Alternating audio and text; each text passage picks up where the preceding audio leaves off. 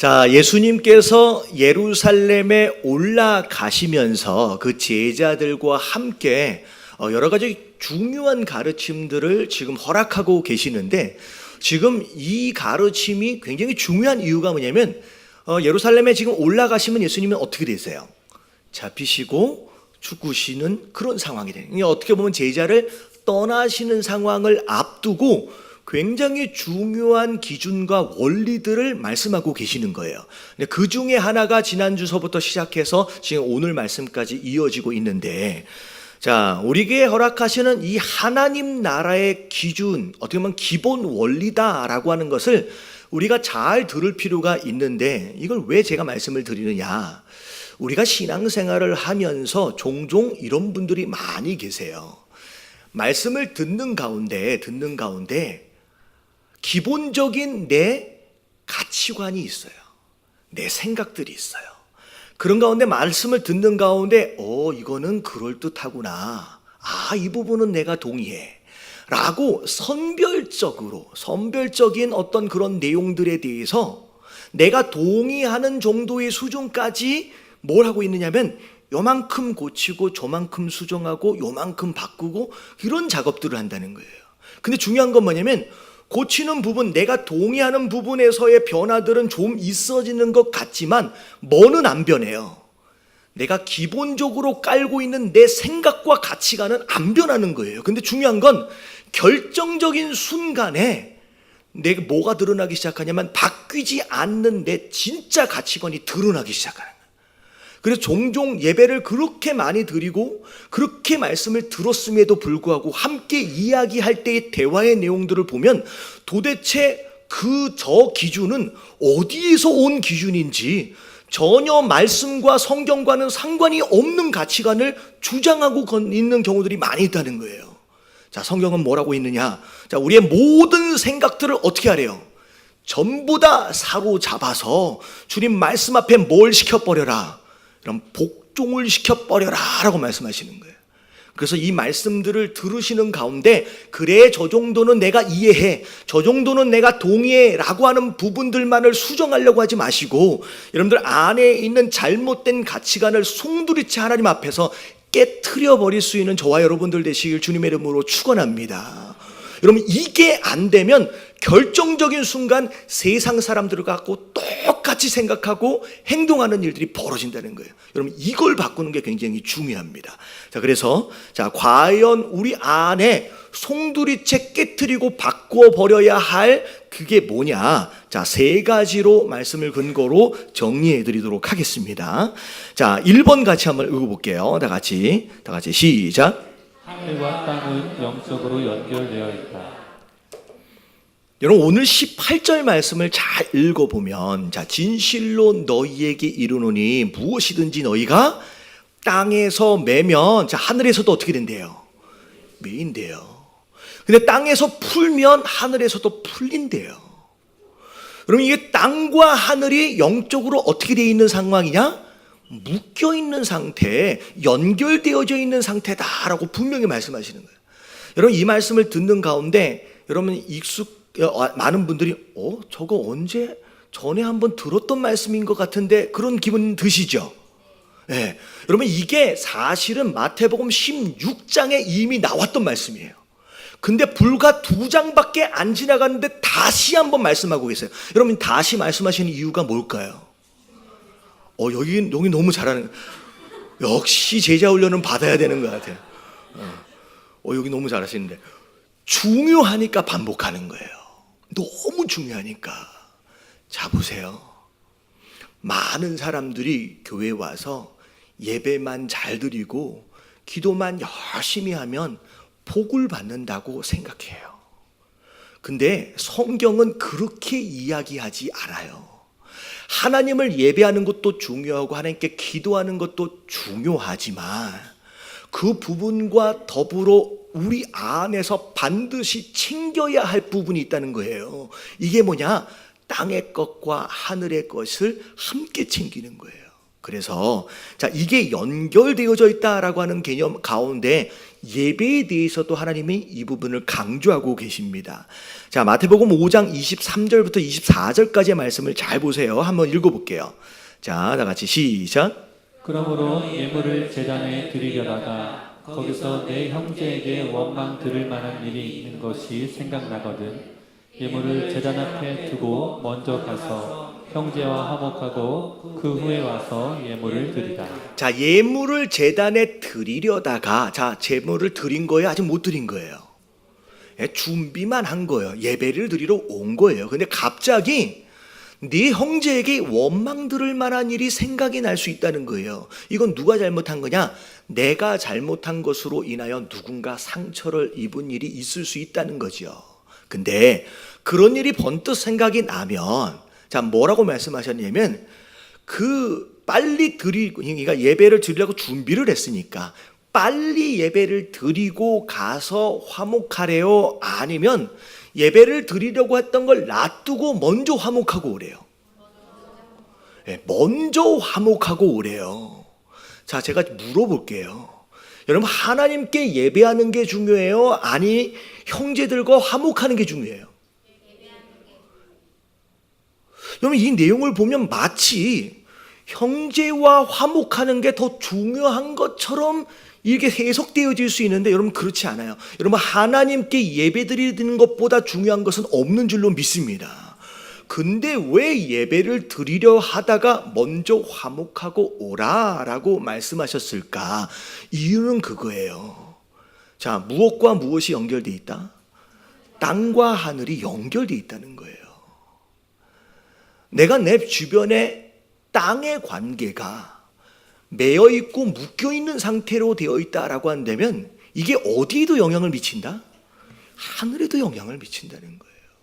네가 형제와 마음 아파할 수밖에 없는 그런 일들로 그 형제와 오해가 생겨서 트러블이 생겨가지고 묶여 있다라고 한다면 네가 지금 예배를 아무리 잘 드려본들 그것으로 인하여 하늘에 닫힌 문이 생긴다는 거예요.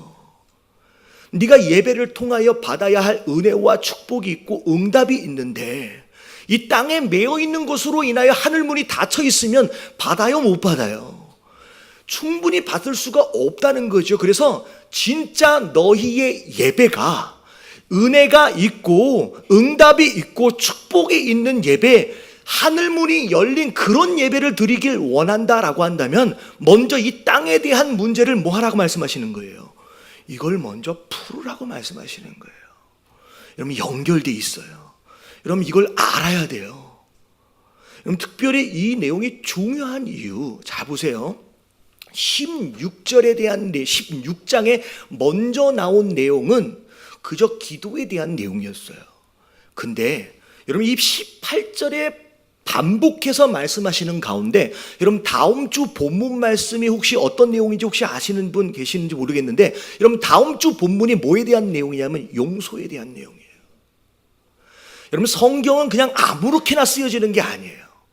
앞에 뒤에 어떤 사건들이 붙여져 있느냐라고 하는 그것 자체가 메시지예요.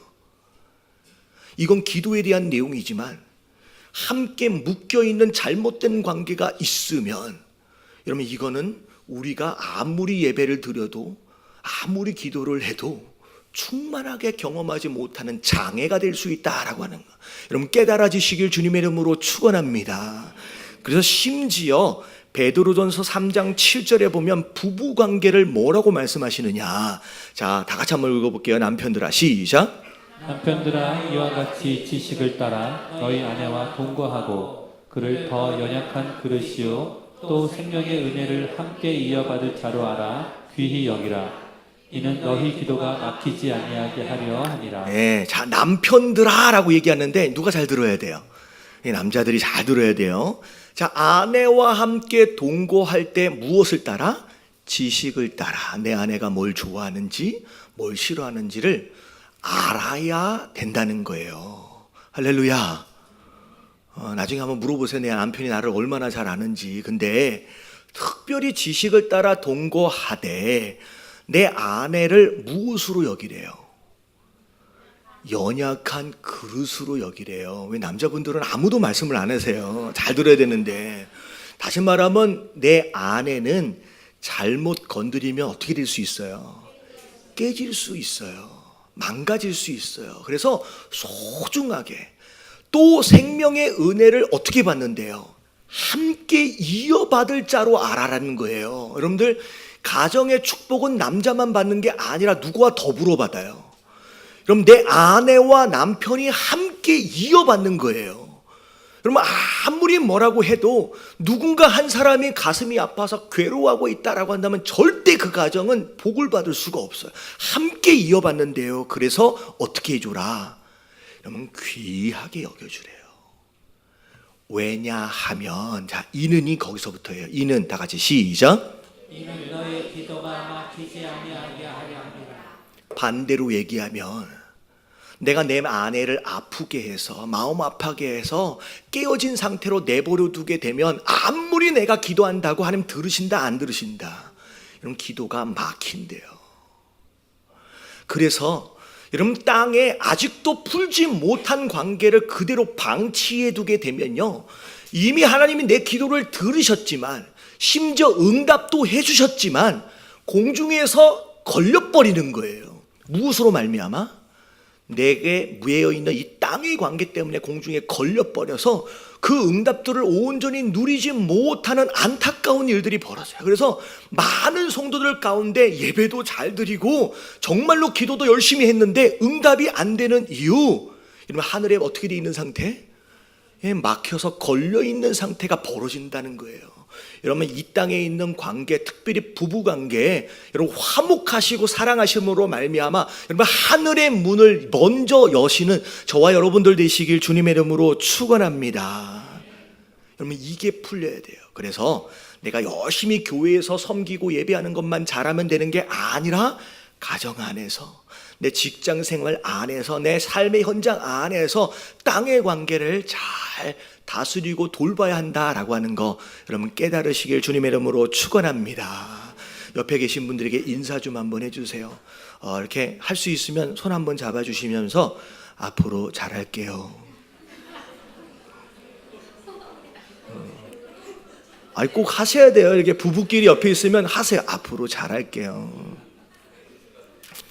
예, 이게 첫 번째 말씀이에요.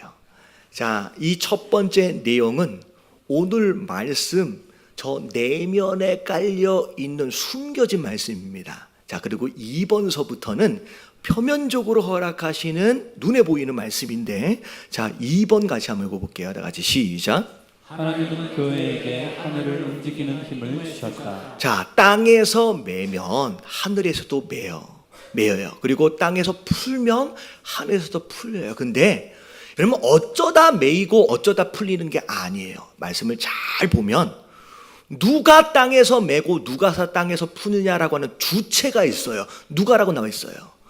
너희가라고 말하고 있어요. 너희가 땅을 맬 수 있고 너희가 땅에서 풀 수 있다는 거, 분명히 주체가 있어요. 근데 자, 너희가라고 얘기하고 있는 이 누군가가 누구냐? 여러분, 이 너희가는 불특정 다수가 아닙니다. 분명히 정해진 자가 있어요.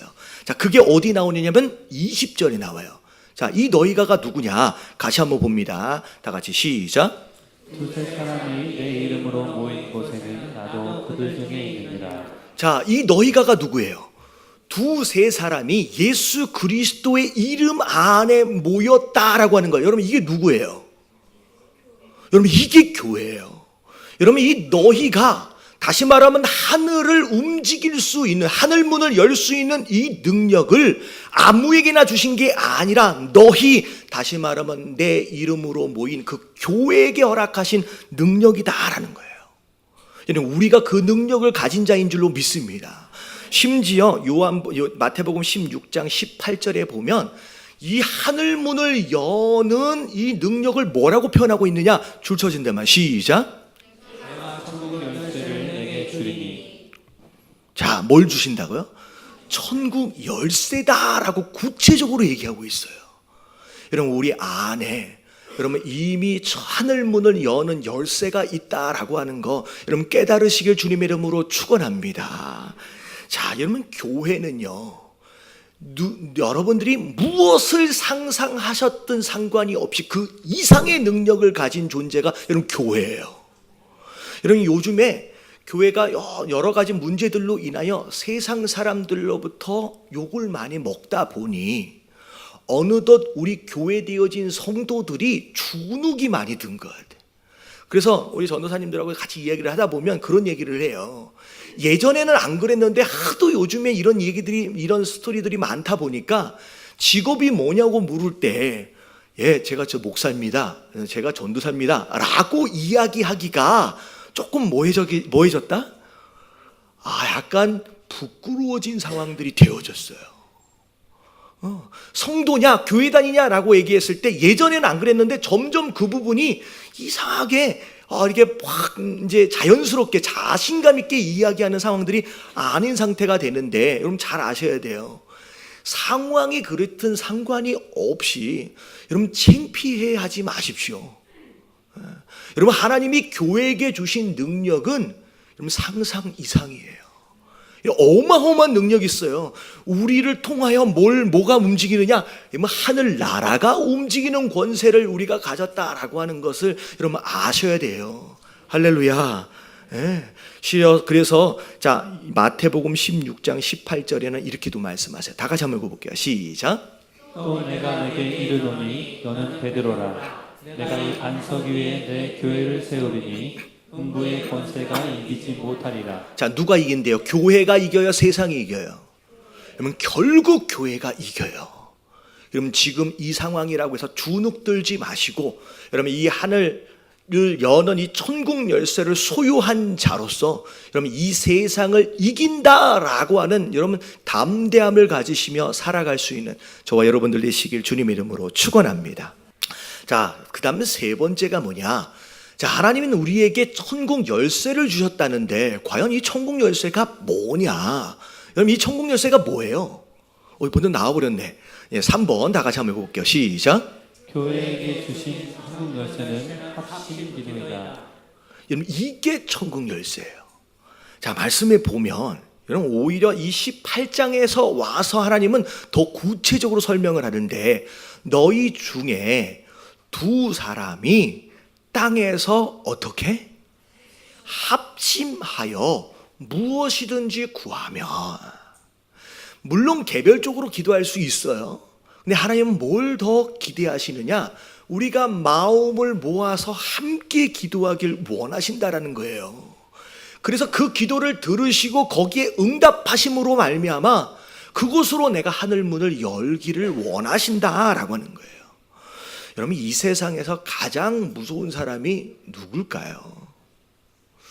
여러분 이 세상에서 가장 무서운 사람은 똑똑한 사람도 아니고요, 지혜가 많은 사람도 아니고요, 여러분 돈이 많은 사람도 아니고요, 여러분 경험이 많은 사람도 아니에요. 여러분 이 세상에서 가장 무서운 사람은 누굴까요? 기도하는 사람이 제일 무서운 사람이에요. 특별히 함께 모여서 기도하기를 힘쓰는 사람들이 이 세상에서 제일 무서운 사람이에요. 왜냐하면 그 기도로 인하여 하늘문이 열리기 때문에, 여러분 그 기도를 통하여서 이 세상을 이길 수 있기 때문이라는 거예요. 여러분 아무리 돈이 많아도요, 아무리 똑똑해도요, 아무리 경험이 많아도요, 여러분 함께 모여서 기도하는 사람들을 절대 이길 수 없다라고 하는 걸 여러분 믿으시길 주님의 이름으로 축원합니다. 여러분 이 머리를 바꿔야 돼요. 뭐를 할 때마다 경험, 뭐를 할 때마다 지식, 여러분 그게 아니에요. 뭐가 먼저야 돼요? 여러분 기도가 먼저예요. 여러분 이게 성경적인 원리, 이 마음에 잘못 깔려있는 가치관을 여러분 깨트려 버리시길 주님의 이름으로 축원합니다. 왜냐하면요, 20절에 뭐라고 나와 있냐면 두세 사람이 내 이름으로 모인 것에 누가 함께 하겠다? 예수님이 거기에 함께 하시겠대요. 여러분 이 세상을 지혜로 만드신 그분이요, 이 세상을 통치하시는 그분이요, 이 세상을 구원하신 그분이 함께 하시겠다. 뭐가 두렵겠느냐? 이 사람이 제일 무서운 사람이에요. 여러분 그런 사람 되어지시길 주님의 이름으로 축원합니다. 여러분 잘 아셔야 될 게 뭐냐면 내가 좀 덜 똑똑한 것 같다, 아니면 내가 좀 경험이 부족한 것 같다. 여러분 감사하세요. 여러분 왜 그런지 아세요? 여러분 좀 경험이 있고요, 조금 지식이 있으면요, 뭐 하지 않아요? 기도하지 않아요. 오히려 내가 부족하다라고 하는 것을 인식하는 가운데 오히려 힘써 기도하면요, 여러분 그게 우리의 능력이 되는 거예요. 자, 성경에 보면 진짜 지혜로운 사람의 대명사가 두 사람이 나와요. 첫 번째 인물은 그냥 지혜하면 떠오르는 인물이 있어요. 누구예요? 솔로몬이에요.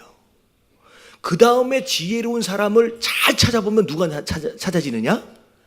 다니엘이 지혜로운 사람이에요. 여러분 이 두 사람의 인물을 잘 들여다보면 여러분 솔로몬의 지혜는 누가 주셨어요? 하나님이 주셨어요. 근데 이 하나님께서 주신 이 지혜를 가진 자였음에도 불구하고 여러분 이 솔로몬은 꾸준히 기도하지 않는 자였어요. 그러니까 마지막에 어떻게 돼요? 오히려 주신 지혜로 자기 인생을 망쳐먹은 사람의 대명사가 되는 거예요. 반대로 다니엘을 보세요. 여러분 다니엘의 지혜 또한 하나님 주셨지만 여러분 다니엘은요 목숨을 걸고 기도하는 사람이었어요. 심지어 바벨론의 포로로 끌려간 상태에서 여러분 왕이 아닌 다른 자를, 다른 무엇인가를 향하여 기도하게 되면 사자굴에 쳐 넣을 것이다, 죽을 것이다 라고 왕의 공포가 떨어졌음에도 불구하고 다윗은 목숨을 걸고 기도의 자리를 지켰던 사람. 그러니까 하나님이 그 기도를 가운데 이 지혜로움을 끝까지 끌고 가시는 거예요. 여러분 보세요. 다니엘이 언제까지 쓰임 받았어요? 여러분 죽을 때까지 쓰임 받는 거예요. 심지어 왕권이 바뀌고 왕조가 바뀌고 심지어 나라가 바뀌는데 다니엘은 생존하는 거예요. 여러분 이런 역사가 없어요. 역사책을 잘 들여다보면 모든 책사는 그 왕조가 바뀌면 책사는 어떻게 돼요? 죽어요. 근데 다니엘은 나라가 바뀌었는데도 유지하는 거예요. 하나님이 기도하는 자로 인하여 그 지혜를 계속 끌고 가시기 때문에. 여러분 기도하지 않는 자의 지혜는 스스로를 망하게 만드는 거예요. 기도하지 않는 자의 경험은 스스로 망치는 거예요. 여러분 기도하시게 되길 주님의 이름으로 축원합니다. 그래서 로마서 12장 16절에 뭐라고 얘기해요? 다 같이 시작. 서로 마음을 같이 하며 높은 데 마음을 두지 말고 도리어 낮은 데 처하며 스스로 지혜 있는 채 하지 말라. 내가 뭘 아는 것처럼 내가 정답을 아는, 여러분 착각하지 말라는 거예요. 기도해야 돼요. 여러분 한국 교회가 점점 어려워지고 있다라고 하는 것에 대해서는 하도 많이 들어서 아마 대부분이 동의하실 거예요. 여러분들 한국 교회가 왜 어려워진다고 생각하세요? 여러분 교회에 돈이 없어서가 아니잖아요. 여러분 불과 20, 30년 전의 한국 교회와 지금의 한국 교회를 조금만 비교해도요, 돈이 없어서 교회가 어려운 게 아니에요. 교회 안에 똑똑한 사람이 없어서 어려운 게 아니고요, 교회 안에 경험 있는 사람이 없어서 어려워지는 게 아니라 교회 안에 뭐가 없어서예요? 기도하는 자가 없어서 어려운 거예요. 깨달아지시길 주님의 이름으로 축원합니다. 저는 이 예담교회의 담임 목사로서 저는 망해가는 교회의 발자취를 그대로 가면 안 된다고 믿는 사람이에요. 여러분 세속적인 개념과 가치관이 이 교회 안에 자리를 잡아서 인본주의적으로 이 교회가 세워지는 것을 저는 정말로 경계하고 있어요. 저는 이 교회 예담교회 안에서는 누구의 원리예요? 하나님 나라의 원리로 세워져야 하는 줄로 믿습니다. 여러분 잘 들으셔야 돼요.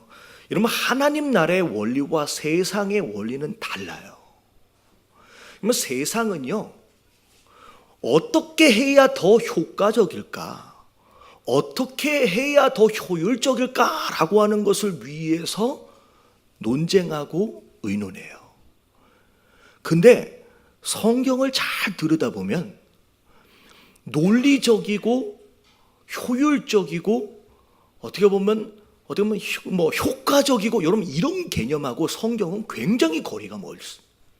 자, 성경을 보면 이스라엘 백성이 사사시대, 마지막 사사시대 때 블레셋이 쳐들어왔어요. 이미 블레셋이 이스라엘 진영으로 넘어와서 진을 친 상태에서 전쟁하자고 지금 붙어있는 상황이에요. 그랬을 때 사무엘이 이스라엘 백성들을 다 모아놓고 이 전쟁을 어떻게 이길지에 대해서 이 전략을 짠 게 아니었어요. 뭐 했어요, 사무엘이? 모아놓고 전심으로 온 성도들, 온 국민들이 다 기도했어요. 그 중에 어떤 자들은 아마 이런 얘기를 했겠죠. 지금 기도할 때냐고. 적들이 코앞에 왔는데 미친 거 아니냐고. 지금 기도할 때냐고. 근데 하나님 뭐라고 말씀하시냐? 지금이 뭐 할 때다? 기도할 때라고 말씀하셔요. 그 전쟁에 이겼어요, 졌어요? 여러분, 이게 하나님의 방법이에요. 여러분, 전혀 논리적이지 않아요. 여러분, 가나안 땅을 정복하기 위해서 가장 먼저 무너뜨렸던 여리고성. 여러분, 이 여리고성은 어떻게 무너졌느냐? 요단강을 건너자마자 하나님 뭐라고 말씀하셨느냐? 뭐 하라고요? 할례를 행하래요. 여러분 잘 듣고 계시죠? 예, 이게 잘 반응을 안 해주시면 제가 혼자 있는 것 같아서 외로워져요.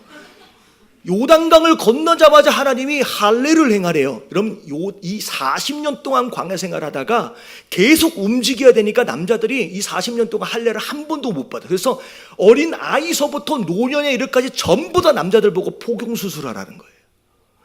여러분, 이게 포경수술을 하면 오늘날은 마취도 하고 막 아주 날카로운 칼로 쫙 베어내는데, 여러분 이때는요 마취도 없고요 돌칼로 그냥 썰어내는 거예요. 여러분, 이러면요 2, 3주 한 달을요 남자들이 움직이지를 못하는 거예요. 근데 여러분, 이걸 요단강 건너기 전이 아니라 요단강 건너고 나서 적지에 들어가서 이걸 하라는 거예요. 여러분, 이거는 전략적으로 볼 때 어떤 상황이냐면 미친 거예요. 죽으려고 작정한 거예요. 근데 중요한 건 뭐냐면 여러분, 그 전쟁을 이기도록 하시잖아요. 할렐루야. 여러분, 하나님 말씀을 보면 전략이고 논리적이고 효율적이고 그런 게 아니에요.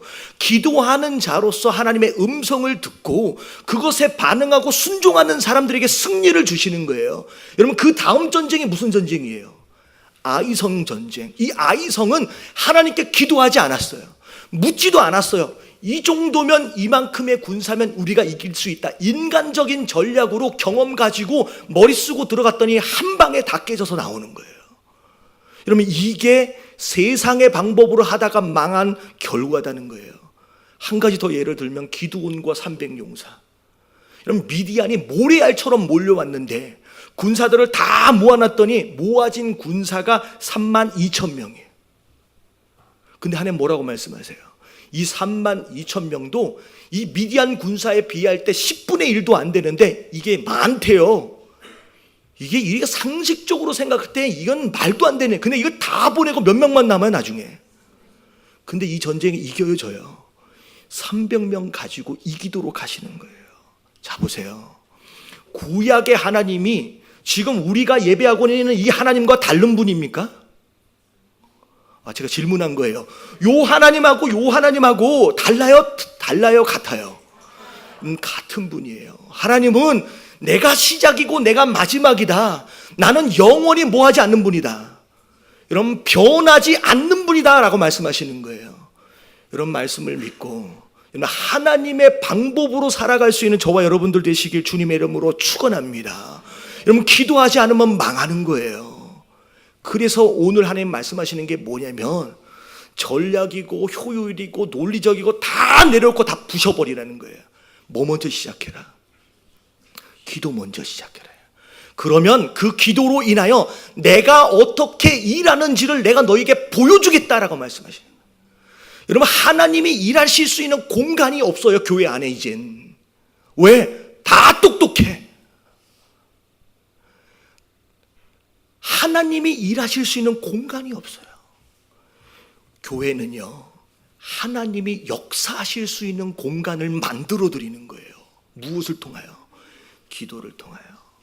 하나님, 우리는 아무것도 못합니다. 하나님 도와달라고 이 마음을 열어버리는 순간 여러분, 강권적으로 하나님께서 역사하시는 가운데 그분의 존재를 우리에게 보여주실 줄로 믿습니다. 저는 그런 교회가 됐으면 좋겠어요. 할렐루야. 세상의 교회가 어떻게 되어든 상관이 없이 우리 예담교회만큼은 세상의 원리가 아니라 하나님의 원리를 따라 그분이 마음껏 일하실 수 있게끔 그분에게 내어드리는 그런 교회가 되어질 수 있도록 여러분 기도하시게 되길 주님의 이름으로 축원합니다.